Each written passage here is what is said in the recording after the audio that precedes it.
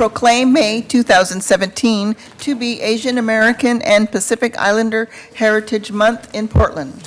Before I read the proclamation, I want to thank APANO for all of the incredible and important work that they do in this community. I'm very much looking forward to the opening of their cultural center in the J District, where they've partnered with the Rose City Community Development Corporation to also bring more affordable housing to the community. I know my staff is working diligently with both the Housing Bureau and the Portland Development Commission to fill the remaining gaps to make this project happen. And I want to be very clear, this project will happen. I want to reiterate my support for the project and all the good work that APANO does. It's my understanding that Reverend Joseph Santos Lyons and also Duncan Wong are here today to make a few comments, and I'd be delighted to hear that before we open it up for public testimony.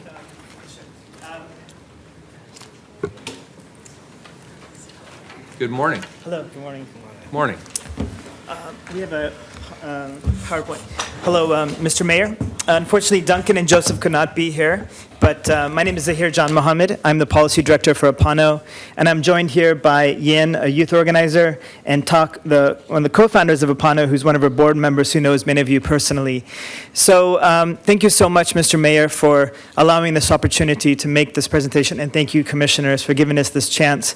I also want a special shout out to all the Asian Americans who are here, some of whom work at APANO, some of whom are members, some who work at different city branches that came here. Today is a really special day for us, and I think especially being here in this chamber for the last 2 hours and listening to all the testimonies, it was wonderful to see this open democracy, but what's so absent is the voices of color. It's quite shocking, I have to say, and being a person of color is very challenging in Portland, especially now.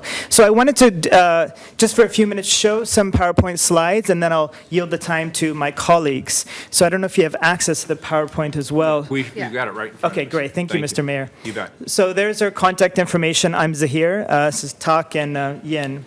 So just a few things. So the Native Hawaiians and Pacific Islanders and Asian Americans are the second and third fastest growing ethnic communities in Oregon.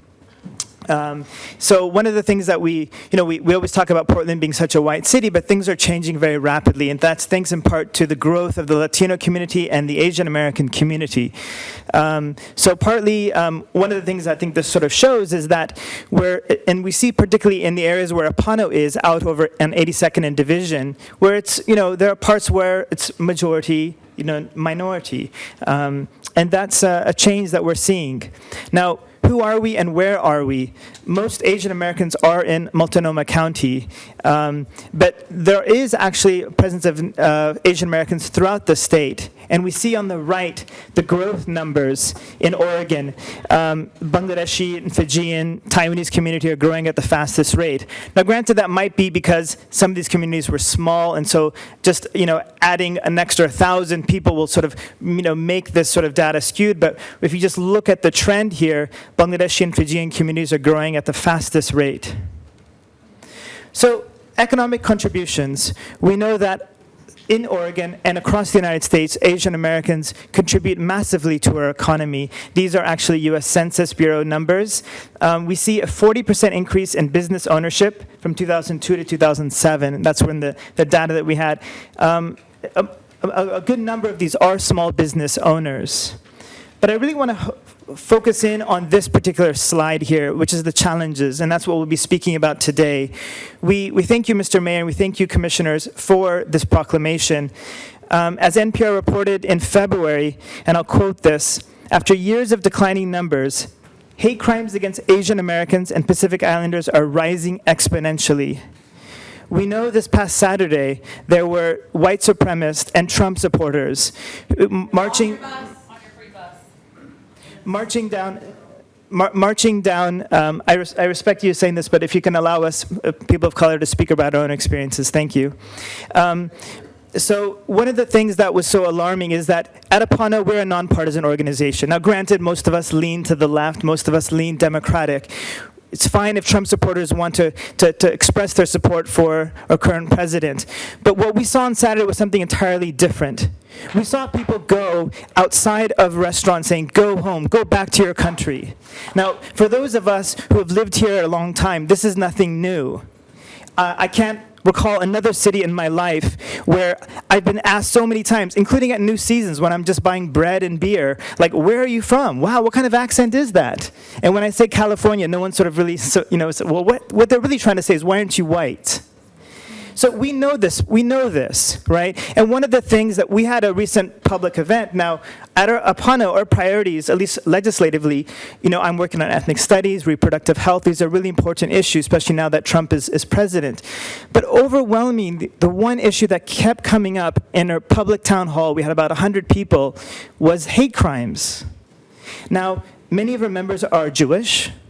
And we hear incidences of swastikas put on schools. We hear incidences of women who wear the headscarf, the Muslim headscarf, their scarves being pulled. We hear kids, and apologize for my language, being called Japs. Now, this is nothing new. We can't say this just randomly started right after, President Trump won. But we do see a rise in it. Now, some of these incidences aren't being reported. So what can we do? I just want to end with one story before I yield to my colleagues. Mr. Mayor, you spoke about our public space. I just want to reiterate why it's important. So I was in Salem for a lobby day. I'm in Salem pretty often. This young Muslim woman pulls me aside and says, hey, are you Muslim? I'm like, yeah, okay. So can I talk to you off to the side? I said, sure, of course, no problem. She talks to me to the side and says, a member of her family was recently harassed. So I said, hey, look, I know you might not trust city officials. She lives in Portland. But I do believe Mr. Mayor and Mayor Wheeler and others are receptive. They want to hear these things. But for a variety of reasons, she didn't really feel comfortable. So she told me. And that happens a lot of us community activists. So then she said, well, what can I do? And I said, well, there are different resources. There's the Muslim Education Trust. I know them personally, and they're good folks. And she said, I don't really feel comfortable going to the mosque. And that's fine. Not everyone feels comfortable going to the mosque. I'm not particularly devout myself. I don't go. She said, what other spaces are there for her as a young woman? She goes to her high school, but they kind of make fun of her. Her teachers dismiss her and say, you just need to focus. Just focus on doing well on the SAT. But she wants to go somewhere, right? And so part of the thing that is so lacking here in Portland is this sort of third space. We have the school, we have these religious spaces, and they're important, and many of them are wonderful. But this third space, and here's this young Muslim woman who's not religious, her parents are not religious, where she sort of finds herself at limbo. And so I said, just come to APANO. Like, we're not going to have, you don't have to talk about these issues. I mean, one of the things that we do is we have dance parties, and we watch movies, and we talk, and we have food. And that's also important. So when we talk about supporting communities, that is also really important. So I just want to reiterate how important space is right now. It is so critical. And so if we could have your support for this space, it would mean the world. Now I'm going to yield my time to my colleague Yin, who is our youth organizer, who's done some amazing work, and here's on a daily basis what some of the youth are going through. Thank you, Mr. Mayor. Thank you, sir. Good morning. Good morning. Thanks again, Mayor Wheeler, for the opportunity to speak. Again, my name is Yen Se Chow. I'm the youth organizer at APANO, and so I build and support youth generally in the Portland area, and have plans to also expand to support youth, particularly Asian youth, throughout Oregon. I also want to tell you all why I am doing the work that I'm doing. I get to unfortunately see my father work 40 to 50 hours a week at $11 an hour. And all of that goes to bills. And there's no fun, it's all for survivorship. I also work and build with youth who are seeing and feeling the impacts of national and local legislation. I don't want my youth growing up knowing that they are as if they're not valued, because they are amazing, valued, and capable of living and thriving in a world that seems to tell us that we don't belong and that we are not meant to succeed. I have a youth who is mixed race and beautiful. However, the environments that he is in often is telling him that he's not enough of any of his ethnicities, that he's meant to be seen as a criminal and bad, and often offers no safe havens of acceptance. Imagine constantly being told that you aren't enough, so eventually you believe it. And I believe that APANO has been a safe haven for him, and also a sanctuary. To be very frank, there are some times where I feel like I would like to leave Portland. just because there's no safe space or space in general that is very welcoming to me and my communities, my experience. I was in the Bay Area, and the Bay Area has shown me how much they truly valued their youth and their community. There are tons of youth organizations and spaces just meant for youth and community to thrive, to have fun, and to feel safe, but also empowered and valued. There are times I want to leave, but unfortunately, I don't have the economic privilege to do so, nor do I want to. My people are here. This is my home. We need the space that is so well-deserved and so long overdue. So as I leave you today, I want you to think about these questions constantly and do something. How many of our Asian Pacific Islander youth and youth of color have to face the hate crimes, institutionalized racism, and sometimes worse, death, until the city of Portland finally starts to value us? How many of our Asian and Pacific Islander community elders and families of color have to live scared for their lives in the city that seems to not really care to protect them? And when I say protect, I do not mean police, and oftentimes sanctuary is only just a word. We fear for our families' lives. We fear for our families being torn apart, being targeted, and just because you don't hear about it doesn't mean it doesn't happen. You have the power to do something. If you say you got our back, then show it. Too often, the concerns of the Asian and Pacific Islander community, as well as the concerns of the communities of color, are forgotten and glazed over. Do something with your power. Invest in our community centers and the people who are out there on the streets talking about the very issues that you all are advocating for. All of this, you probably have already heard before. And if you've heard it more than once and then you still continue to hear it and people are still talking about it, that means not enough is being done. Here's your chance to do something that is long overdue. Thank you. Thank you. Appreciate it. Thank you. Good And our morning. Good our final morning. speaker is Todd. Good morning. Actually, good afternoon, Mayor Wheeler and Is the green light on? yeah, it is. Very good. Sorry. And member of City Council. Thank you for inviting us here to acknowledge and celebrate the APA Heritage Month. My name is That Nguyen, a co-founder of APANO, which was founded 20 years ago and still is the only statewide social justice organization in the state of Oregon. So I want to talk a little bit about APANO, and then I have a specific ask. So APANO, this is a critical time and also historic time for APANO. Currently, we have our members running for public offices. This is the first time that we have the ability to endorse and provide financial support for candidates running for public office who share the same value as ours. So while we celebrate successes, we also realize that we still have a long way to go. Yahoo mentioned last Saturday, what's so scary is we have hundreds of people marching and telling the residents of this city who don't look like them to go back where we came from. This is right in front of APANO office and a lot of Asian businesses. So this reminds us that Asian Pacific Islander community, we need to work with other community of colors. We need to work with allies because there are no good or bad immigrants. We all come from somewhere. So now more than ever, we need a safe space to organize, to engage, and to work with each other. And thank you, Mayor Wheeler, for your commitment earlier that the city will fill the gap for our new culture center. Our community rely on each other more now than ever, and we are interdependent on each other. This project is a community owned because it will be built by the community and for the community, and it will get there. So I hope the city will be one of the partners. So a few years from now, actually near future, a year and a half,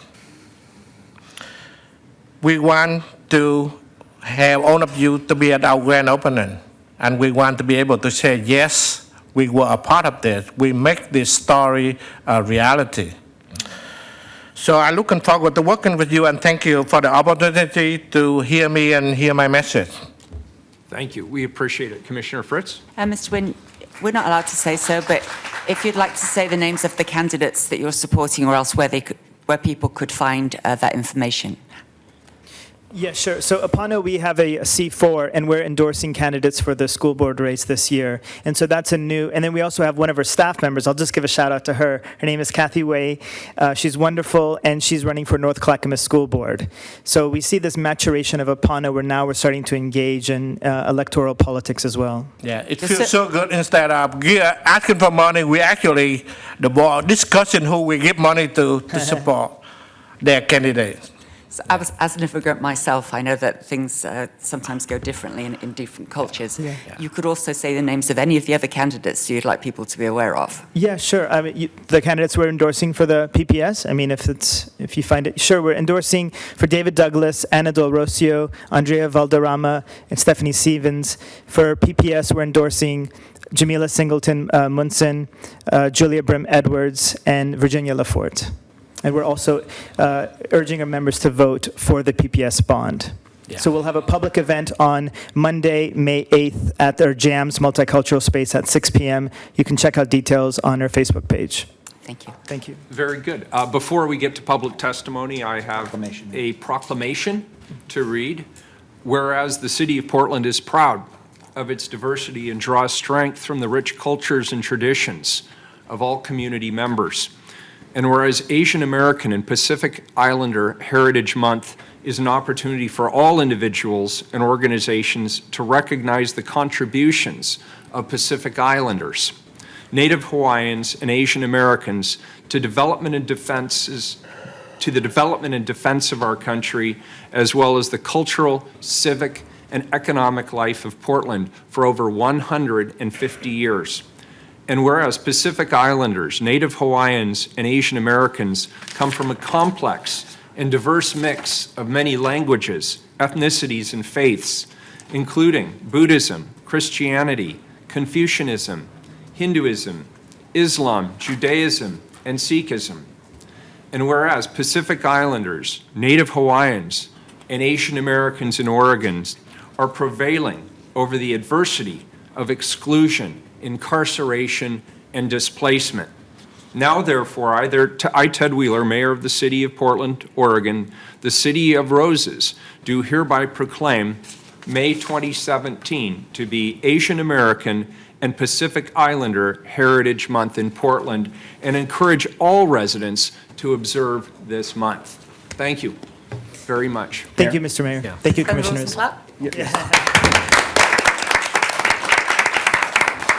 And don't leave without getting this. Okay, great. Please. Thank you. Mayor, this is a proclamation, so we don't take testimony, but can I just make one Oh, that comment? is a good point. Thank you. Thank you very much for bringing this forward. Thank you to our friends from the community, and particularly APANO, for their testimony.